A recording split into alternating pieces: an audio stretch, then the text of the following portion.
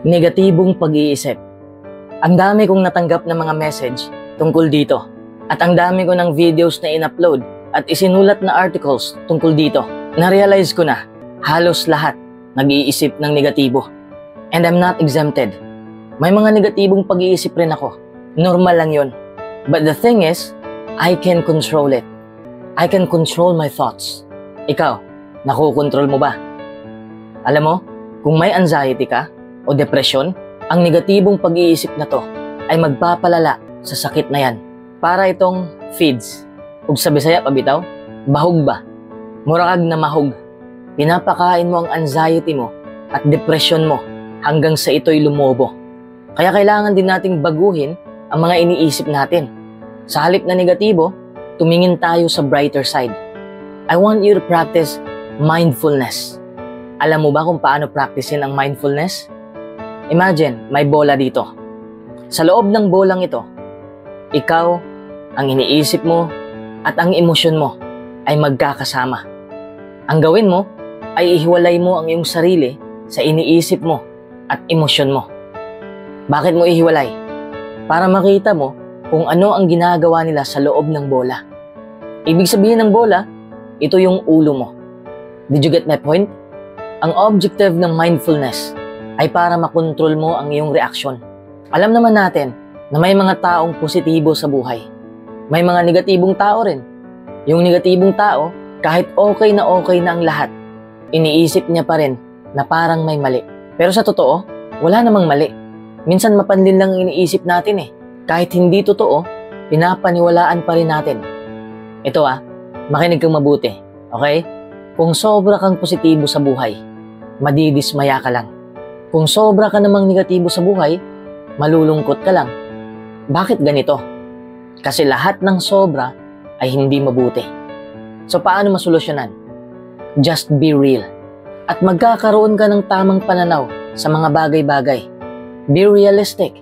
Dapat alam mo na may mabuti at masamang pangyayari sa buhay.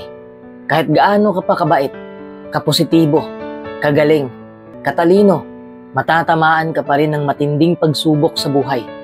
At makakapag-isip ka pa rin ng negatibo. Hindi tayo perpekto. Tanggapin natin yon. Paano sasaya ang puso mo kung palagi ka na lang nakapokus sa negatibong pangyayari? Paano ka sasaya kung palagi ka na lang umaasa na sana'y palaging maganda ang pangyayari? Hindi palaging maganda ang panahon. Kung iiwasan mong mag-isip ng negatibo at magpupokus ka sa positibo, magiging mas masaya ka. Kapag masaya ka, anong mangyayari? Maa-attract mo ang mga tao. Magkakaroon ka ng maraming kaibigan. Gusto nilang sumama sa'yo dahil ikaw ang may dala ng liwanag. Nasa sa'yo ang positibong enerhiya, kaya gusto ka nilang lapitan. Ito gusto mo bang makipagkaibigan sa taong laging nakasimangot? Siguro hindi. Siguro lalapitan mo lang para turuan siya o gabayan siya. Kapag nakasimangot ang isang tao, negatibong enerhiya ang dala nun. Kapag papasok yun sa room na may maraming tao, mapapansin ng karamihan ang aura niya. Hindi tayo mind reader, pero mararamdaman natin ang feelings ng tao. Pero wag kang umasa na kapag positibo ka, ay positibo ka na habang buhay. Sabi ko nga, walang perpektong emosyon. Gaya ng alon, di ba? Tumataas, bumababa. Pag ganun ang alon, di ba? Katulad rin ng takbo ng buhay natin. Hindi natin maiiwasan ang realidad ng buhay. Halimbawa, positibo kang tao. Tapos, ang gulo ng kapaligiran mo. May digmaan. May mga terorista. Ang daming krimen. Minsan, problema sa loob ng bahay nyo. Minsan, magkakamali ka. Masasaktan ka. Sumusuko ka. Basta, ang dami. Siguradong magulo rin ang isipan mo. Lahat tayo ay apektado ng ganyang sitwasyon. Ibig kong sabihin ay huwag mong pilitin na magpakapositibo palagi. Kasi walang ganun. Just be realistic. Huwag kang magbubulag-bulagan sa realidad ng buhay. Tanggapin mo ang mga negatibong sitwasyon. Kapag tanggap mo na, hindi ka madaling panghinaan ng loob at hindi ka na rin masyadong negatibong mag-isip. Kahit na ang daming pagsubok sa buhay mo, kayang-kaya mong harapin ang mga yon. Kung mabigo ka man, kung magkakamali ka man, huwag kang magalit sa sarili mo. Okay? Never do that. May mga tao kasi na kapag mabigo sila, sinasabihan nila ang kanilang sarili na Ang bobo ko. Ang tanga ko. Gusto ko nang mamatay. No. Please stop doing that. Okay? Kung matuwid ka, kung hindi ka nagkakasala, ano ka? Diyos? Kaya bakit mo pagagalitan ang sarili mo? Kahit nga ako, hindi na mabilang ang pagkakamali ko. Nagkakamali ako dahil tao ako. Nagkakamali ka dahil tao ka. Oo, nagkakamali ka ng ilang beses, pero hindi ibig sabihin na wala ka nang ginagawang tama. Anong ibig kong sabihin? Sa halip na mag-focus ka sa kamalian mo, mag-focus ka sa mga nagawa mong tama. Pero iba na ngayon, di ba? 100 tama ang nagawa mo sa mundo. Mawawala ang lahat ng yon sa isang pagkakamali lang. Ganyan nakalala ang mga tao ngayon at huwag kang maging isa sa kanila. Hindi naman ibig sabihin na ipagpatuloy na lang ang kamalian mo dahil alam mong normal lang ito. Hindi. Ibig sabihin na tingnan mo kung ano ang natututuhan mo sa mga pagkakamaling yun. Halimbawa, may kabit ka. Mali yun eh. Dapat matuto ka o dapat alam mong may masasaktan ka. The other reason why we always think negatively is because we always compare ourselves to other people. Bakit siya may ganito? Bakit ako wala? Bakit masaya siya? Bakit ako hindi? Kinukumpara mo ang kalakasan ng iba laban sa kahinaan mo. Doon pa lang, talo ka na. Halimbawa, may negosyo ka. Tapos may negosyo rin ng ibang tao. Kinukumpara mo kung bakit ang ganda ng takbo ng negosyo niya at bakit sa'yo matumal ang benta. Tapos iniisip mo na kawawa ka. Teka lang, it's not a fair comparison. Sobrang ganda niya. Sobrang gwapo niya. Tapos tiningnan mo ang iyong sarili.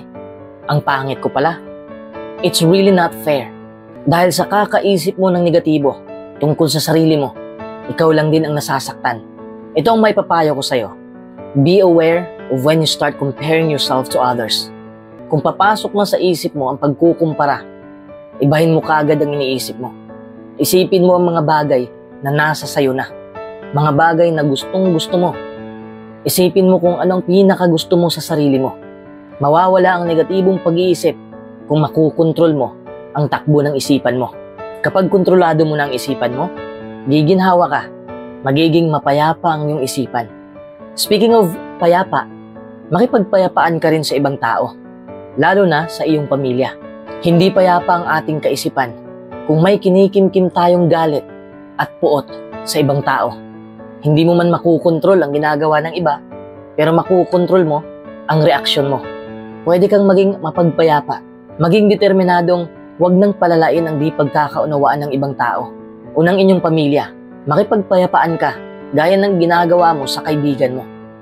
Walang perpektong tao at talagang nasasaktan tayo ng iba paminsan-minsan. Pero nasa sa atin na kung paano tayo magre-react. Palalampasin ba natin o palalalain? Siyempre, palampasin mo na at maging mapagpasalamat. Kapag mapagpasalamat tayo, mas makakapag-focus tayo sa magagandang nangyayari sa atin. Kung naguguluhan ka na sa isipan mo ngayon, huwag kang magalit. Huwag mong i-deny. Tanggapin mo. Tanggapin mong nagkakaproblema ka. Tayong lahat. Pero tandaan mo palagi na may magagandang bagay pa rin sa buhay mo. Alam kong sasabihin mo na sobra-sobra na ang problema mo. Isipin mo pa rin kung ano ang isang bagay na nangyari sa'yo na masaya ka. Hindi naman siguro pwedeng wala, di ba? Ipaalaala mo sa sarili mo na maraming positibong bagay ang pwede mong pag-isipan. Marahil masasabi mo, paano ko maiiwasan ang mga negatibo? Kung negatibo rin ang mga kaibigan ko. Tama nga naman, di ba? Paano ka matutulungan kung pareho naman kayong negatibo? Lalong-lalo na kung mga kaibigan mo, mapamuna, mapaghinala, at mabilis sumama ang loob. Mahahawa ka sa kanila. Pero tandaan mo na ang mga kaibigan mo ay tao lang din katulad mo. Magkakaproblema sila at may mga pagkakataong nagiging negatibo sila. Suportahan mo pa rin sila. Pero wag lang darating sa punto na lalamunin ka rin ng problema nila. Hindi dapat puro negatibo ang mga kaibigan natin. Minsan kapag nag-iisip ka ng negatibo, kumuha ka ng papel. Gumawa ka ng 2 columns. First column ay isulat mo ang mga positibong iniisip mo. Second column ay isulat mo ang mga negatibong iniisip mo. Isulat mo lahat. Nakakatulong yon para maging mas malinaw ang isip mo at hindi ka madala sa nararamdaman mo. Kapag negatibo na ang iniisip mo, gawin mo kaagad ang isang bagay na ikinatutuwa mo upang hindi mo na masyadong maisip ang negatibong bagay.